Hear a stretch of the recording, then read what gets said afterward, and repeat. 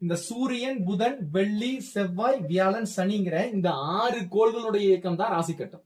இவையெல்லாம் ஜோதிடத்துல எப்படி பயன்படுத்தப்பட்டது அப்படின்னா, இந்த பஞ்சபக்ஷியினுடைய தொழில்களை அடிப்படையா வச்சுதான் ஜோதிடத்துல பயன்படுத்தப்பட்டது.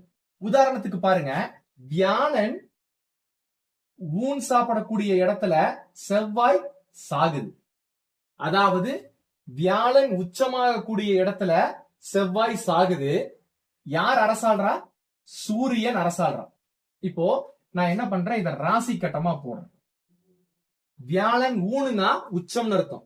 ஆரம்பத்துல நான் சொல்லியிருப்பேன், இந்த கோவில்கள்ல வந்து பாத்தீங்கன்னா உஷ பூஜை அப்படின்னு நடக்கும்.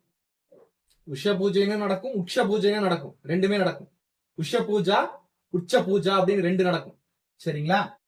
ஆனா நம்ம வந்து உச்சம் அப்படிங்கிறது வான்ல தான் எடுத்துட்டு இருக்கோம். ஆனா உண்மையில் வியாழன் உதயமாக கூடிய ஒரு விஷயத்தை தான் உச்சம்னு சொல்றாங்க. செவ்வாய் சாகக்கூடிய விஷயத்தை தான் நீச்சம்னு சொல்றாங்க. நம்ம ஜாதகத்திலயும் அப்படிதான் இருக்கும். வியாழன் உச்சமாகக்கூடிய இடத்துல செவ்வாய் சாகுமா? வியாழன் உச்சமாகக்கூடிய இடத்துல செவ்வாய் நீச்சமாகும். சூரியன் உச்சமாகக்கூடிய இடத்துல சனி என்ன ஆகுது? சாகுது.